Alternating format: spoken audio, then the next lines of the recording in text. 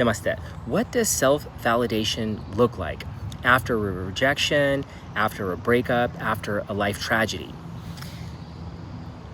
If there's something that happened to you, somebody did something to you on purpose, somebody went out of their way to take advantage of your kindness, of your heart, of your sympathy, of your empathy, they took blatant advantage of who you've become.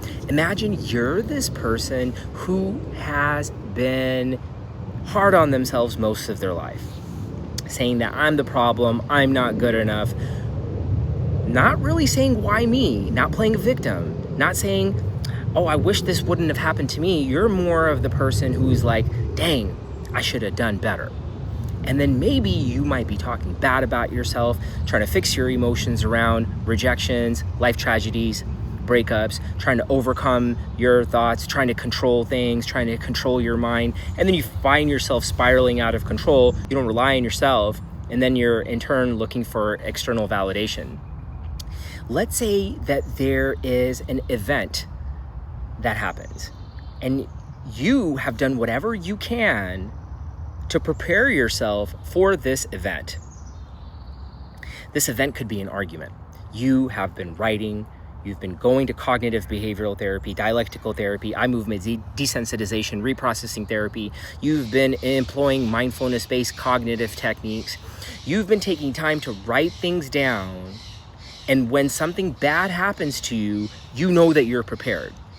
And what happens is that when you do get to that event and that argument, they don't validate you.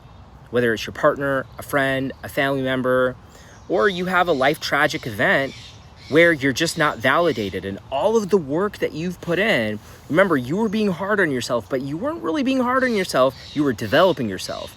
You were personally developing yourself to a point where you didn't need anybody else's validation. You had these steady levels of serotonin. You had these steady levels of dopamine because you delayed the dopamine. You didn't swipe. You didn't ask somebody for a hit. Say that, do you like me? You said, I love myself. Let's go over some medical evidence to see how this ties in to a process of rejection, resentment, rebuke, where you have an event, you just say, look, I can't believe that happened to me. Why me? This shouldn't happen to me. Maybe I could have done better. I wrote this down because I didn't want to just freestyle this. And I wanted to show you guys kind of my process too. When it comes to rejection dysregulates the dopamine and cortisol systems. So we must counter it with intentional rewriting. When it comes to dopamine, it drops post-rejection. Somebody says something to you, you have an event, but you've prepared for it. You've been going to therapy, you've been writing about your feelings, you've been working out, you've been taking care of your health.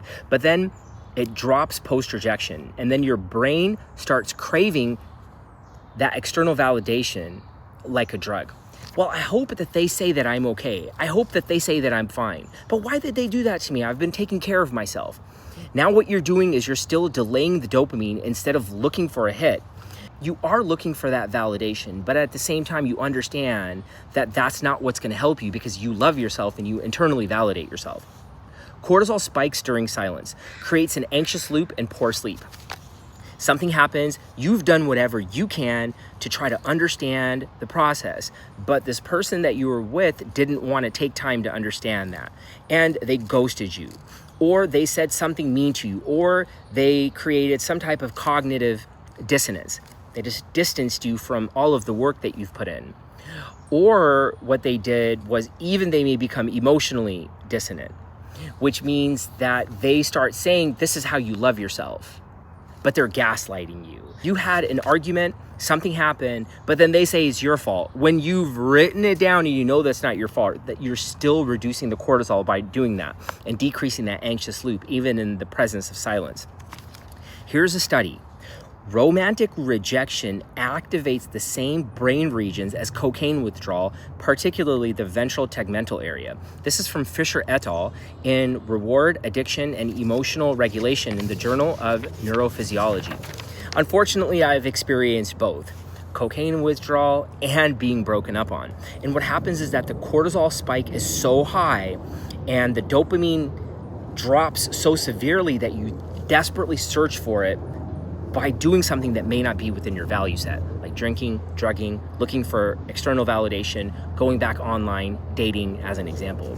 When it comes to neurobiologic jujitsu, mind hygiene, where you write down what you're feeling, aces your life with mind hygiene, accept your awareness, communicate your compassion, embrace your empathy, and soften the process. Let's call this neurobiologic jujitsu. Let's take a look at some of the medical evidence behind this writing technique, which will help you rewire your neurobiology to a point where when you get rejected, when you have a life tragic event, or when somebody says something to you, when you're actually doing the right thing and you're actually working on yourself, there's neurobiology to support where mind hygiene, which is supported by medical evidence, will help you get away from some of those bad feelings and the poor sleep and the anxiety, the depressive symptoms that come along when your amygdala is triggered.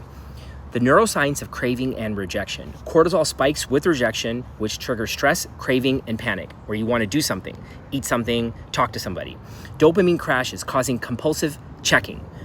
Obsession and withdrawal. Imagine you going through a breakup, constantly checking your phone, checking your email, checking Hinge, checking YouTube. I've done that before many times. So you're not the only one, so don't think that you're out of control. Amygdala hijacks the brain. The fight, flight, and freeze kicks in. So when something happens to you that you didn't like, or you're doing all of the right things, don't feel bad because the amygdala is hijacked. But what you can do is you can transmit these signals by writing and going to the prefrontal cortex instead of the amygdala. Oxytocin withdrawal happens when you have somebody leaving you numb and unbonded and lost. But you can develop that oxytocin bond with yourself by writing. Serotonin drops. Destabilizes your self-worth and mood. Well, when your serotonin drops and you write down, well, I'm validating myself because of this. I'm not a bad person because I'm doing this. Maybe this person is not within my skills. Maybe this person is not within my shared values. I do have a skill set. I take time to understand myself, to love myself, to validate myself, to accept myself, to show myself compassion. If you're doing all of those things, you're gonna need to set boundaries with yourself. Are you gonna let somebody come in? And this is where I have to kind of slow down and say I don't like to really give advice. But what I would say is I can inspire you to say that the boundary that you might want to set with yourself is to say, look, I need to be alone. Let me go into monastic solitude for maybe 24 hours. No cell phone, no talking to anybody. Write it down, see where I'm at. Is this person sharing the same values? Do they have a beginner's growth mindset? And are they communicating with empathy or judgment? Do they have an implicit resentment bias? That means they're blaming somebody, talking bad. What is an empathic bias? Not a bias, it wouldn't even be a bias. It would be an empathic mind. Empathic implicit mind would be that they understand themselves so much they understand you in turn.